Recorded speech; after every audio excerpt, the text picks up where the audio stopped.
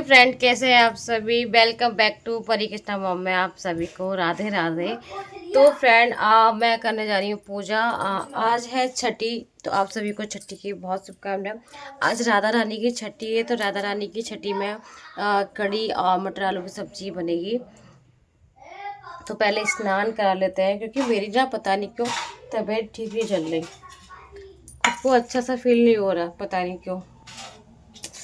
तो ये जब अपने आप को थोड़ा अच्छा फील नहीं होता है तो काम थोड़ा सही से हो नहीं पाते। तो बस चलिए पहले राधा रानी को स्नान करा लेते हैं, क्योंकि स्नान कराते हुए राधा रानी को नहीं दिखाते, तो पहले स्नान करा लेते हैं।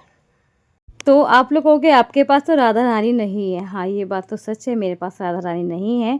बट मेरे पास जो लड्डू थे ना, उनको मैं 6 दिन से राधा रानी के रूप में श्रृंगार कर रही थी। और जैसे लड्डू मेरे पास आ गए ना, मुझे पता ही नहीं चला। ऐसे ही एक दिन मेरे पास राधा रानी भी आ जाएंगी और मुझे पता भी नहीं चलेगा।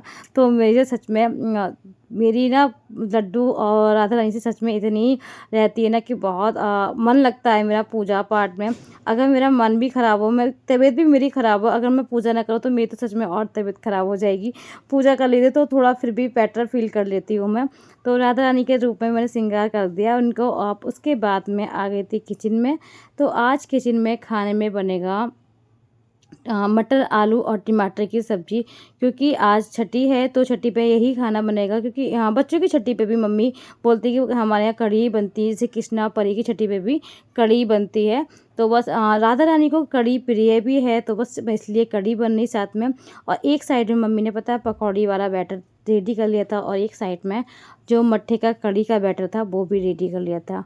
आज पता नहीं क्यों, आज नहीं, सुबह से मुझे ऐसा लग रहा है तबीयत ना कुछ ठीक सी नहीं लग रही थी।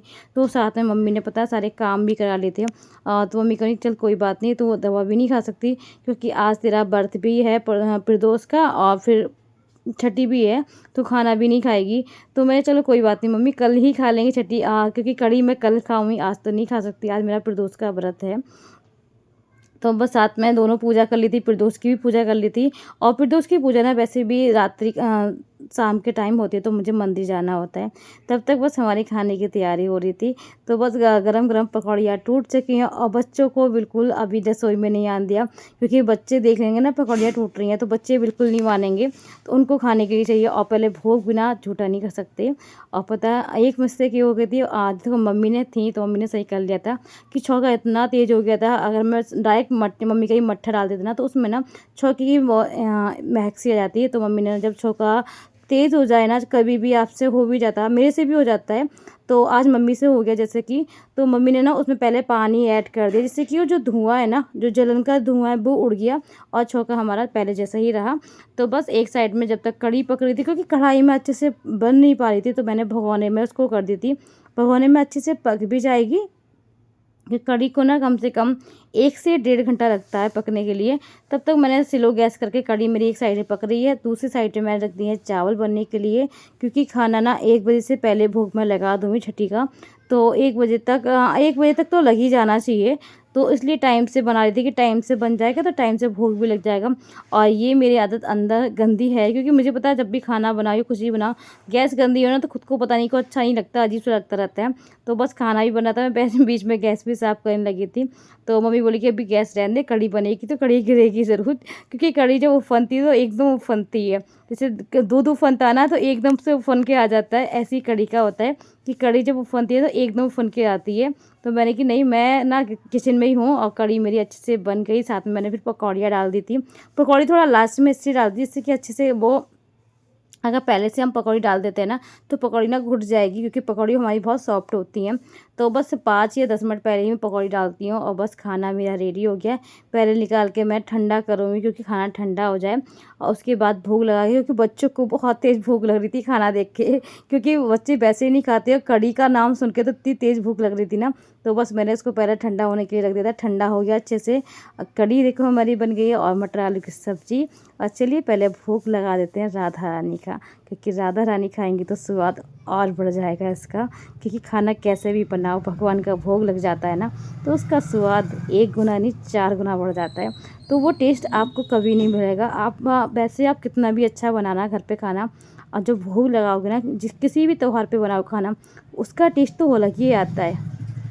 तो वही मम्मी कह रही थी कि आज कढ़ी देखने में बड़ी अच्छी लग रही है और खाने में तो देखो खुशबू इतनी अच्छी आ रही थी। तो मैंने मेरे तो बर्थ है खाना नहीं है मगर खुशबू बहुत अच्छी आ रही थी। सबने बाद में खाया, मम्मी ने खाना खाया और बच्चों ने खाया तो सच में कह रहे थे कढ़ी इतनी टेस्टी थी ना, बहुत ज़्यादा टेस्टी थी। तो मैंने चलो कोई बात नहीं, टेस्टी थी हम तो कल ही खाएंगे ना, टेस्टी थी। अब राधा रानी की कढ़ी बनी है तो टेस्टी तो बननी थी, तो बस भोग लगा दिया था।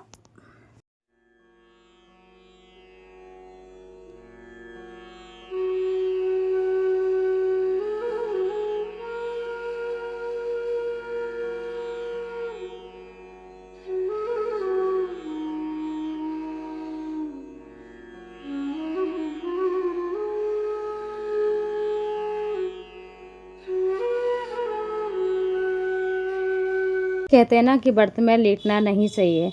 नहीं लेटना चाहिए, मैं भी नहीं लेटती जब मेरा व्रत होता है, बट मेरा आज तबीयत ठीक नहीं थी जैसे मैंने आपको बताया था सुबह।